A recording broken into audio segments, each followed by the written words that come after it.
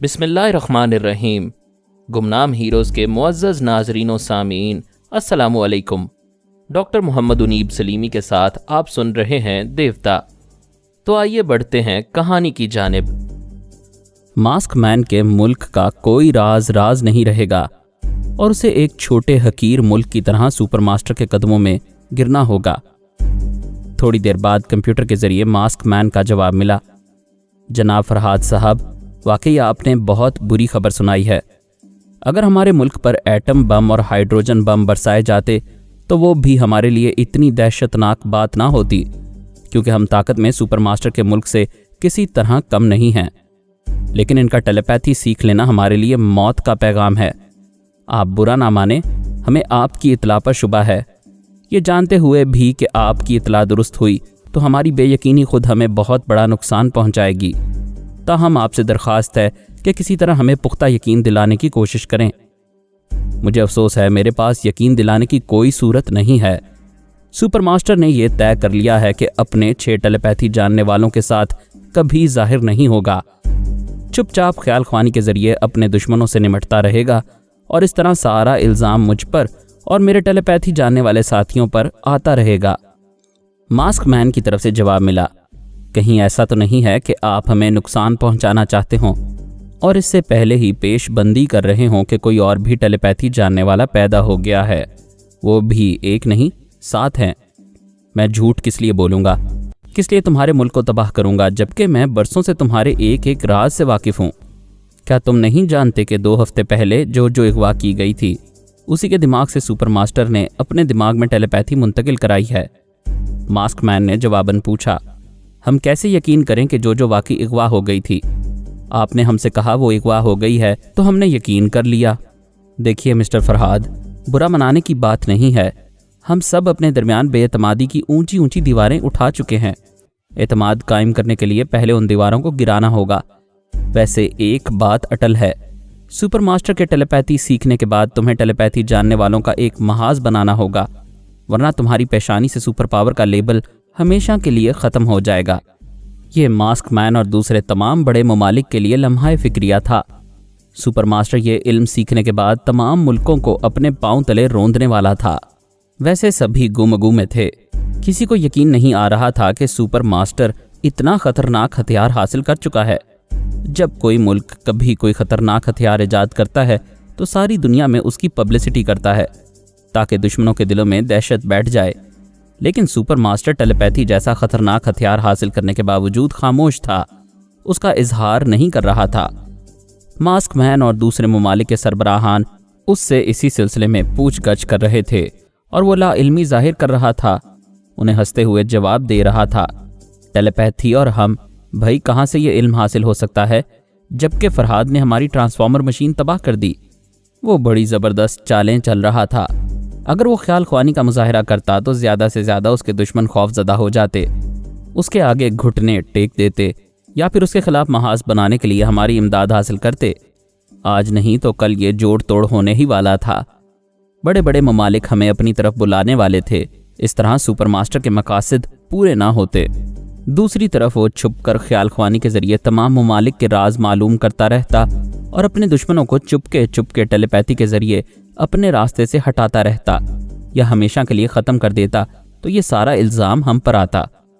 دوسرے لفظوں میں اس کے سب سے بڑے دشمن ہم تھے، ہم سپر پاور تھے۔ وہ سب سے پہلے ہماری ساکھ بگاڑنا چاہتا تھا، دنیا والوں کی نظروں میں ہمیں ناقابل اعتبار ثابت کرنا چاہتا تھا۔ اس نے چیلنج کیا تھا کہ مجھے ایک ہی وقت میں نہیں مارے گا بلکہ زندہ رکھ کر ہر لمحہ مارتا رہے گا۔ اس کی چال کچھ سمجھ میں آ رہی تھی، وہ ہمیں تمام ممالک کی نظروں میں گرا کر نہ گھر کا رہنے دیتا نہ گھاٹ کا۔ اس کی پہلی کوشش یہ ہوگی کہ فرانسیسی حکومت ہمیں پناہ نہ دے، ہمیں اپنے ملک سے نکال دے۔ اس کے بعد کوئی دوسرا ملک ہمیں پناہ دیتے ہوئے خوف زدہ رہے کہ جہاں ہمارے قدم جائیں گے وہاں تباہی پھیلے گی، اور یہ تباہی چپ چاپ بڑے ہی پراسرار طریقے سے سپر ماسٹر پھیلاتا رہتا۔ رسونتی نے کہا، فرہاد، اس ملک میں 7 شیطان ہیں اور وہاں میرا پارس تنہا ہے، اسے واپس بلا لو۔ اس کا مطلب ہے وہ تمہارے کہنے سے واپس نہیں آ رہا ہے۔ میں اس کی ماں ہوں، بھلا وہ میری بات کیسے ٹال سکتا ہے؟ لیکن ایسے دلائل پیش کرتا ہے کہ میں خاموش ہو جاتی ہوں۔ मैं भी तो सुनूं कैसे दलाइल पेश करता है। क्या तुम पारस के पास जाकर खुद उससे बातें नहीं कर सकते? अच्छा, जा रहा हूँ, तुम भी आ जाओ। हम दोनों ख्याल ख्वानी के ज़रिए पारस दोम के पास जाना चाहते थे। उसी वक्त टेलीफोन की घंटी बजने लगी। मैंने रिसीवर उठाकर कहा, हेलो, कौन है? पापा, मैं आपका बेटा पारस अव्वल बोल रहा हूँ। क्या बात है बेटे, क्या जो घर वापस आ गई है? नहीं तो भाई, वो तुम्हारे साथ गई थी। बात क्या है? हम 15 मिनट पहले एक साथ थे। आईफल टावर के करीब ओपन रेस्टोरेंट में पहुंचकर उसने कहा आइसक्रीम खाएगी और मैं कॉफ़ी पीना चाहता था, लिहाजा सेल्फ सर्विस के तौर पर ये चीज़ें लाने के लिए अंदर गया। वहाँ मुझे क्यू में रहकर इंतज़ार करना पड़ा। जब ये चीज़ें लेकर बाहर आया तो वो अपनी मेज़ पर नहीं थी। मैंने दूर दूर तक नज़रें दौड़ाईं। कभी फुटपाथ पर आकर देखा, कभी रेस्टोरेंट के अंदर गया, लेकिन वो कहीं दिखाई नहीं दे रही है। तुम वहीं रहो, मैं अभी मालूम करता हूँ। मैंने ख्याल ख्वानी की परवाज़ की और जो के दिमाग में पहुँचा। पहले तो उसने सांस रोकी, फिर पूछा, प्यारे प्यारे अंकल, क्या आप हैं? नहीं बेटी, मैं तुम्हारा पापा हूँ। क्या बात है पापा, तुम जिसके साथ बैठी हो उसकी तरफ देखो। उसने मेरी हिदायत के मुताबिक देखा तो पारस उसके साथ बैठा हुआ कार ड्राइव कर रहा था। फौरन बात समझ में आ गई। मैंने कहा, बेटी, तुम्हें धोखा हो रहा है। ये तुम्हारा पारस अव्वल नहीं है, ये डमी है। वो हंसते हुए बोली, आप कैसी बातें कर रहे हैं? मैं अपने पारस के साथ आपके घर से चलकर यहाँ आई हूँ और आप अपने बेटे को डमी कह रहे हैं। बेटी, तुम्हें चक्कर दिया गया है। जिस वक्त पारस रेस्टोरेंट में सेल्फ सर्विस के लिए अंदर गया था तो उसके बाद क्या हुआ मुझे बताओ। और क्या होना था? पारस अंदर से खाली हाथ आया। उसने कहा, यहाँ मेरी पसंद की जेली आइसक्रीम नहीं है, किसी बड़े से आइसक्रीम बार में खाएंगे। बेटी, उसने तुमसे झूठ कहा है, वहाँ तुम्हारी पसंद की जेली आइसक्रीम है। पारस तुम्हारे लिए आइसक्रीम और अपने लिए कॉफ़ी लाया था, मगर तुम डमी के साथ जा चुकी थी। वो हंसने लगी। फिर डमी पारस से बोली, तुमने कुछ सुना? पापा क्या कह रहे हैं? वो बोला, अच्छा, तो हमारे पापा हमारे दरमियान मौजूद हैं, ज़रा मैं भी सुनूं वो क्या कह रहे हैं। जो ने उसे मेरी तमाम बातें सुनाई। वो हंसते हुए बोला, पापा बूढ़े हो गए हैं, अब इसका क्या इलाज हो सकता है कि वो अपने बेटे को डमी कह रहे हैं। यह कहकर उसने कहकहा लगाया। जो भी उसके साथ हंसने लगी। मैंने कहा, जो अगर ये डमी नहीं है तो उससे कहो मुझे अपने दिमाग में आने दे। जो ने कहा, पारस, तुम अपने पापा को दिमाग में आने दो। ओ श्योर, मोस्ट वेलकम, पापा तशरीफ़ लाएं। मैंने उसके दिमाग में पहुंचना चाहा तो उसने सांस रोक ली। मैंने दोबारा कोशिश की, उसने दोबारा सांस रोक ली। फिर जो से बोला, वाह कमाल है, मैं पापा का इंतज़ार कर रहा हूँ मगर वो दिमाग में नहीं आ रहे हैं। मैंने जो से कहा, यह झूठ बोल रहा है, मैं दिमाग में जाना चाहता हूँ लेकिन ये सांस रोक लेता है। जो ने कहा, पारस क्या बात है, पापा कहते हैं वो तुम्हारे पास आना चाहते हैं और तुम सांस रोक लेते हो। डमी ने कहा, वाह ये सफ़ेद झूठ है, बल्कि ये हमारे पापा नहीं हैं। जो हमें दुश्मनों से होशियार रहना चाहिए। ये कोई दुश्मन है जो पापा बनकर तुम्हारे पास आ रहा है और यह तासुर दे रहा है कि मैं अपने पापा को अपने पास आने नहीं देता हूँ। ज़रा तुम ही अकल से सोचो कि वो मेरे पापा हैं, भला मैं क्यों दिमाग में उन्हें नहीं आने दूंगा। जो ने कहा, ए मिस्टर, तुम कौन हो, क्यों पापा बनकर मेरे दिमाग में आ रहे हो, चले जाओ यहाँ से। ये कहते ही उसने सांस रोक ली। मैंने दूसरी बार फिर उसके दिमाग में जाने की कोशिश की तो उसने फिर सांस रोक ली। तीसरी बार भी उसने यही किया। मैंने अपने पारस से कहा, उसके साथ डमी का चक्कर चल गया है, तुम यहीं इंतज़ार करो, मैं अभी राबिता कायम करूँगा। फ़ोन की घंटी बज रही थी। मैंने रिसीवर उठाकर कहा, हेलो, कौन है? किसी अजनबी ने कहा, फरहाद, तुमने कोशिश कर ली? क्या जो को पारस के पास से वापस ला सकते हो? कौन हो तुम? सुपरमास्टर का एक अदना खादिम हूँ और तुम्हारे ख्याल के मुताबिक दूसरा शैतान। तुम ऐसी हरकतें क्यों कर रहे हो? आखिर शैतान ठहरा, उल्टी सीधी हरकतें तो करता ही रहूँगा। मैं नहीं मानता, किसी खास मकसद के तहत जो को दो पारस के दरमियान उलझाया जा रहा है। तुम तो समझाने से पहले ही समझ लेते हो, फिर पूछते क्यों हो? मैं पूछ रहा हूँ इसका मकसद क्या है। भाई, पिछले दिनों हमने जो और डमी पारस को अपने मकसद के लिए अगवा किया था। इस अरसे में डमी पारस जो से मुतासिर हो गया है और उससे मोहब्बत करने लगा है, उसके साथ वक्त गुजारना चाहता है। आखिर वो डमी हमारे बहुत काम की चीज़ है, फिर हम उसकी ये ख्वाहिश कैसे पूरी ना करें।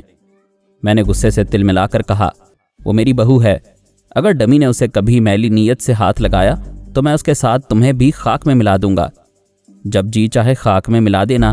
फिलहाल अपने बेटे से कहो वो अपनी इज्जत की हिफाजत करे, वरना डमी को जब भी मौका मिलेगा वो उसे उड़ा ले जाएगा। शैतान के बच्चे, तुम्हारा सुपर मास्टर जोजो को बेटी कहता है, उसका एहसान मानता है कि उसके जरिए टेलीपैथी का इल्म उसे हासिल हुआ और तुम उसकी इज्जत को खतरे में डाल रहे हो। सुपर मास्टर ने जोजो को बेटी कहा है, मैंने तो नहीं कहा। क्या ये बात तुम्हारी समझ में नहीं आती? मैं ऐसे मौके पैदा कर रहा हूं कि पारस जुनून में मुब्तला होकर डमी से टकरा जाए। ताज्जुब है, क्या तुम लोगों को ये खुश फहमी है कि वो डमी मेरे बेटे के मुकाबले पर एक लम्हे भी ठहर सकेगा? क्यों नहीं? क्या तुम भूल गए कि तुम्हारे ही बेटे पारस अव्वल के दिमाग से तमाम सलाहियतें उस डमी के दिमाग में मुंतकिल की गई हैं? वो तुम्हारे बेटे के एक एक दाव पेच और उनके तोड़ को जानता है। बेशक ये दिमागी सलाहियतें थीं और डमी के दिमाग में मुंतकिल कर दी गईं, लेकिन ट्रांसफॉर्मर मशीन के जरिए जिस्मानी सलाहियतें मुंतकिल नहीं होती। मास्टर वाटसरोकी ने मेरे दोनों बेटों को जिस्मानी तौर पर फौलाद बना दिया है। तुम कहते हो डमी पारस तुम्हारे बहुत काम का आदमी है, फिर उस काम के आदमी को अपाहज क्यों बनाना चाहते हो? उसने कहकहा लगाते हुए कहा, उस वक्त से डरो जब तुम्हारे बेटे का टकराव डमी से होगा। अभी मैं नहीं बताऊंगा कि डमी उसे किस तरह अपाहज बनाएगा, यह आने वाला वक्त बताएगा। फिलहाल अपने बेटे को समझाओ डमी के पीछे ना जाए। ठीक 10 बजे जोजो उसी रेस्टोरेंट की उसी मेज पर पहुंचा दी जाएगी। उसने रिसीवर रख दिया। मैंने हेलो हेलो कहकर 2-3 बार क्रेडल को खटखटाया, फिर रिसीवर रख दिया। रसवंती ने कहा, मेरी समझ में नहीं आ रहा है ये क्या चक्कर चल पड़ा है। तुम कहते हो वो लोग ख्याल ख्वानी जानते हैं। उस टेलीफोन करने वाले के बयान के मुताबिक वो दूसरा शैतान है, लेकिन वो ख्याल ख्वानी के जरिए तुम्हारे दिमाग में नहीं आ रहा था, टेलीफोन से बातें कर रहा था। रसवंती, वो लोग बहुत होशियार हैं। यकीनन मेरे दिमाग में सुपर मास्टर या वो दूसरा शैतान आया होगा।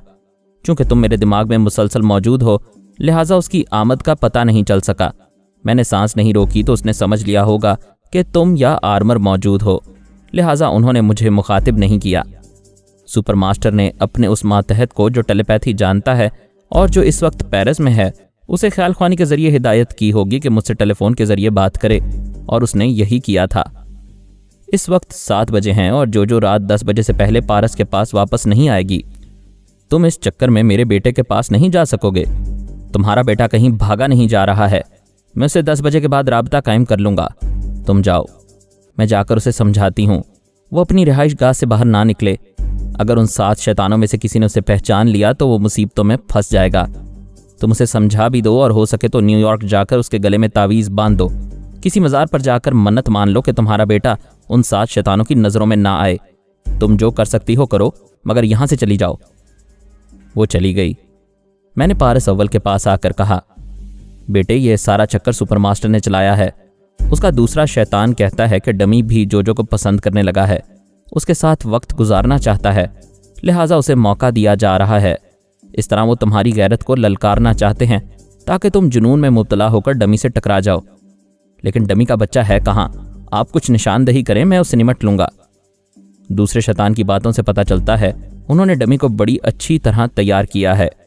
ट्रांसफॉर्मर मशीन के जरिए तुम्हारे दिमाग की तमाम सलाहियतें उसके दिमाग में मुंतकिल की हैं। वो तुम्हारे हर दाव पेच को और उसके तोड़ को समझता है। उन्होंने कुछ ऐसा मंसूबा बनाया है कि किसी तरह तुम दोनों का टकराव हो और उस टकराव में खुदा ना करे तुम अपाहज बन जाओ। बेटे मैं मशवरा देता हूँ, जोश और जज्बात में ना आना, सहूलत से काम लो।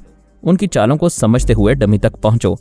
यानी मैं अभी उस डमी को तलाश ना करूँ, उस रेस्टोरेंट में जाकर हाथ पर हाथ धरे बैठा रहूँ और 10 बजे तक जोजो की वापसी का इंतज़ार करता रहूँ। कभी ऐसा वक्त भी आता है कि बड़े बड़े शाहज़ोरों को हाथ पर हाथ रखकर चुपचाप बैठे रहना पड़ता है। तुम ही बताओ मैं क्या कर सकता हूँ? जोजो मुझे अपने दिमाग में आने नहीं देती। मैं ये मालूम नहीं कर सकता कि वो डमी के साथ कहाँ जा रही है। मैं यहाँ के पुलिस वालों से कब तक ऐसी खिदमात लेता रहूँगा कि जो बारहा गायब होती रहे और वो बार बार उसे तलाश करते रहें।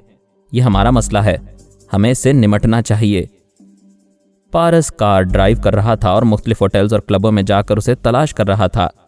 मैंने इंटेलिजेंस के डायरेक्टर जनरल से कहा, मैं आप लोगों को बार बार जहमत दे रहा हूँ, मगर मेरी मजबूरी है। ये मेरी बहू की इज्जत का सवाल है। एक डमी पारस उसे कहीं लेकर इसी शहर में घूम रहा है। वो किसी रेस्टोरेंट, क्लब या थिएटर वगैरह में पाया जा सकता है। प्लीज़ आप अपने ज़राए इस्तेमाल करके किसी तरह जोजो को ढूंढ निकालें। उसके साथ जो भी पारस हो उसे हिरासत में ले लें। मैं अभी अहकामात सादिर करता हूँ। एक बात का खास ख्याल रखें, जोजो की तलाश में जिन सुराग रिसानों को भेज रहे हैं वो योगा के माहिर हों तो बेहतर है, और अगर ना हो तो उनसे कहें कि गूंगे बहरे बनकर जोजो को तलाश करें और किसी भी पारस के सामने जुबान ना खोलें, बल्कि गूंगे और बहरे बनकर रहें। उसका मातहत टेलीफोन और ट्रांसमीटर के जरिए तमाम सुराग रिसानों को ये हिदायत पहुंचाने लगा। तकरीबन 9 बजे फ़ोन की घंटी बजी। मैंने रिसीवर उठाया तो इंटेलिजेंस के डायरेक्टर जनरल ने कहा, जनाब हमने पारस को गिरफ्तार कर लिया है। यह कहता है असली पारस है और आपका बेटा है, आप तस्दीक कर लें। दूसरे ही लम्हे फ़ोन पर पारस अव्वल की आवाज़ सुनाई दी। वो कह रहा था, पापा ये क्या हो रहा है? जिसे गिरफ्तार करना चाहिए वो आज़ाद घूम रहा है और मुझे यहाँ पकड़ कर लाया गया है। मुझे अपने दिमाग में आने दो, मैं तस्दीक करना चाहता हूँ। उसने अपने दिमाग के दरवाजे खोल दिए। फिर मैंने डायरेक्टर जनरल से कहा, ये मेरा अपना बेटा है। मैंने आपसे कहा था जो पारस जोजो के साथ देखा जाए उसे गिरफ्तार किया जाए। डायरेक्टर जनरल ने अपने मातहतों को डांटते हुए कहा, अहकामात को गौर से सुनो और उसी के मुताबिक अमल करो। जो पारस जोजो के साथ देखा जाए उसे हिरासत में लो। ये हमारा असली पारस बाबा है। पारस को रिहा कर दिया गया। वो फिर अपनी कार में बैठकर जोजो की तलाश में निकल पड़ा। उस मुल्क के सुराग रिसां बहुत ही ज़हीन और तजर्बाकार थे। मेरी समझ में नहीं आ रहा था कि आखिर वो जोजो को तलाश करने में क्यों नाकाम हो रहे हैं। पारस भी नाकाम हो रहा था। आखिर थक हार कर वो 10:10 पर जब उसी रेस्टोरेंट में पहुंचा जहां जोजो से बिछड़ गई थी, तो उसने इत्मीनान की एक गहरी सांस ली। वो उसी मेज़ के पास कुर्सी पर बैठी हुई थी। वो तेज़ी से चलता हुआ उसके पास पहुंचा, फिर एक कुर्सी खींचकर उस पर बैठते हुए बोला, तुम कहाँ चली गई थी? वो हैरानी से बोली, ये कैसा सवाल कर रहे हो? मैं तो तुम्हारे साथ थी। तुम अभी ये कहकर गए थे कि गाड़ी को एक जगह पार्क करके आ रहे हो। मैं तुम्हारी तलाश में किसी एक जगह गाड़ी को पार्क ना कर सका। 7 बजे से इस वक्त तक तुम्हें तलाश करता फिर रहा हूँ। तुम कैसी बातें कर रहे हो? हम पापा के घर से निकलकर एक साथ घूमते फिरते रहे। कितना मज़ा आता रहा। सर्कस में वो जोकर हंसाता रहा। क्या ये सब कुछ भूल गए और अब आकर मुझे डांट रहे हो? वो कहते कहते रुक गई। फिर मुंह पर हाथ रखकर हैरानी से पारस को देखते हुए बोली, ओह मैं तो भूल ही गई थी। तुमने मुझे पहले ही समझा दिया था कि हमारे दुश्मन तुम्हारे दिमाग को बहका रहे हैं। कभी कभी तुम्हारे दिमाग से चंद मिनट पहले की बातें भुला देते हैं। शायद वो दुश्मन यही कर रहे हैं। आग लगे ऐसे दुश्मनों को। ज़रा मैं उनकी आवाज़ तो सुन लूँ, उनके दिमाग में पहुंचकर जलजला पैदा कर दूंगी। पारस ने कहा, अच्छा तो उस डमी के बच्चे ने तुम्हें पहले ही से समझा दिया है कि मेरा दिमाग उलट सकता है, मैं बातें भूल सकता हूँ। वो कमबख्त खूब चक्कर चला रहा है।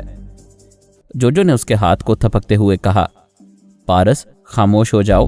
मैं पापा से कहूँगी वो तुम्हारे दिमाग में आकर उस दुश्मन को वहाँ से निकाल दें, फिर तुम्हें सब कुछ याद आ जाएगा। पारस ने कहा, तुम ये बताओ क्या उस डमी ने तुम्हारा हाथ पकड़ा था? तुम खामखा डमी कहे जा रहे हो जबकि तुम मेरे साथ थे। चलो मैं ही तुम्हारे साथ था, मुझे कुछ याद नहीं आ रहा। ये बताओ क्या मैंने तुम्हारा हाथ पकड़ा था? हाँ तुमने हाथ पकड़ा था।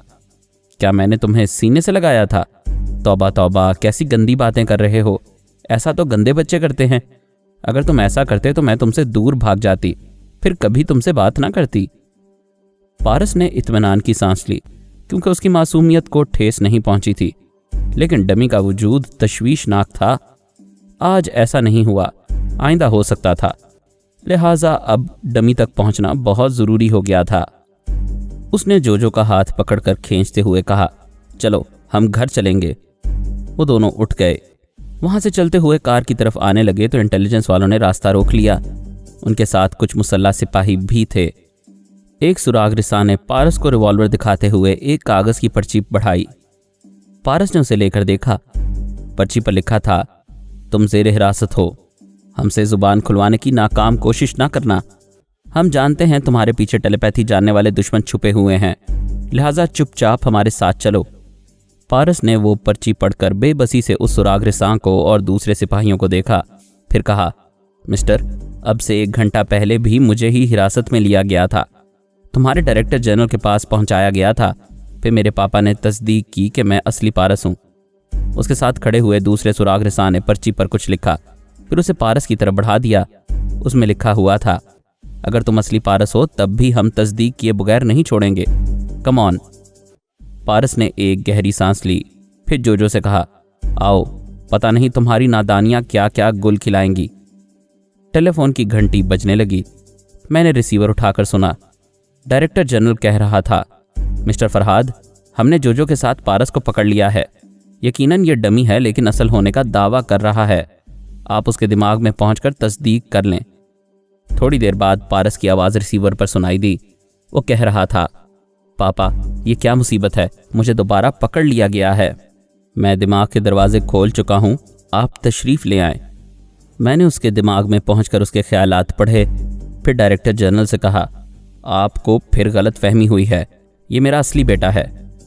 डायरेक्टर जनरल ने कहा, कमाल है साहब, थोड़ी देर पहले आपने उस पारस को असली कहा था, अब ये जोजो के साथ पकड़ा गया है।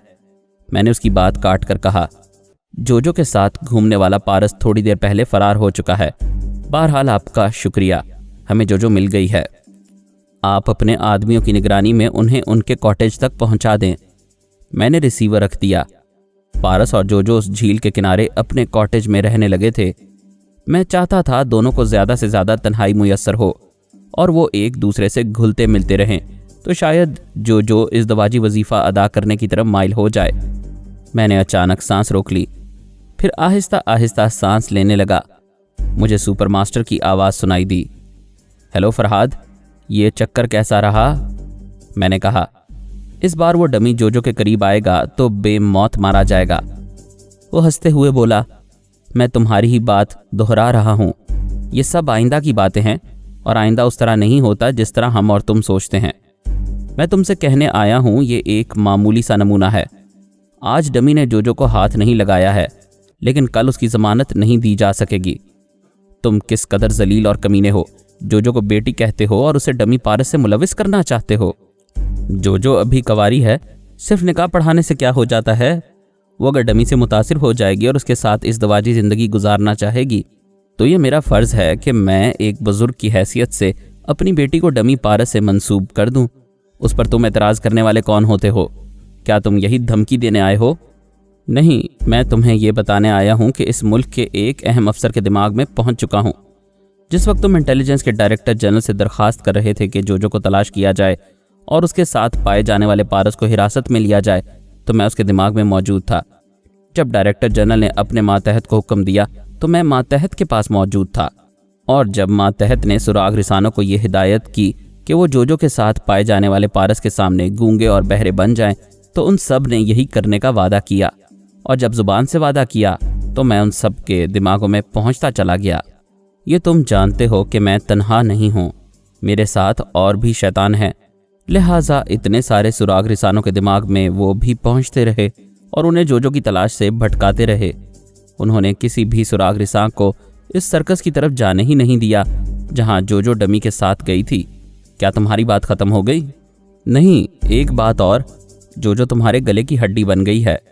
ना तुम उसे निगल सकते हो ना उगल सकते हो। अगर तुम चाहते हो कि तुम्हारा बेटा पारस डमी से ना टकराए और ना अपाहज बने, तो एक तीसरा रास्ता भी है। जोजो को बाबा साहब के इदारे में भेज दो, वो वहाँ महफूज रहेगी और डमी पारस कभी वहाँ तक नहीं पहुँच सकेगा। दुश्मन कितना बेहतरीन मशवरा दे रहा था। जो बाबा साहब के इदारे में पनाह लेती तो डमी वहाँ तक नहीं पहुँच सकता था। इस तरह हमें उसकी तरफ से आइंदा कोई परेशानी ना होती। मैंने कहा, सुपर मास्टर, क्या तुम मुझे जोजो की तरह नादान समझते हो? तुम उसे इदारे में पहुंचाना चाहते हो ताकि उसके ज़रिए वहाँ की एक एक बात से वाकिफ़ हो सको। उसके लिए जोजो ज़रूरी नहीं है। तुम्हारे बाबा साहब के इदारे में ऐसे तलबा व तालबात हैं जो ना तो योगा के माहिर हैं और ना ही उनके दिमाग हसास हैं। मैं ऐसे तलबा व तालबात के दिमागों तक पहुँच रहा हूँ। एक दिन बहुत अहम इंकशाफात करूँगा। फ़िलहाल रात ज़्यादा हो गई है। तुम्हारी बहू और बेटा अपने कॉटेज में पहुँच गए हैं। तुम भी आराम से सो जाओ। सो फार।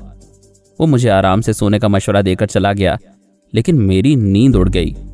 हो सकता है उसने झूठ कहा हो, लेकिन यह सच भी हो सकता है कि वो हमारे इदारे के तलबा और तालबात तक पहुंच रहा है और उनके ज़रिए इदारे के अहम राजों तक भी पहुंचता चला जाएगा। मैंने जनाब शेख साहब को मुखातिब किया और अपनी परेशानी जाहिर की।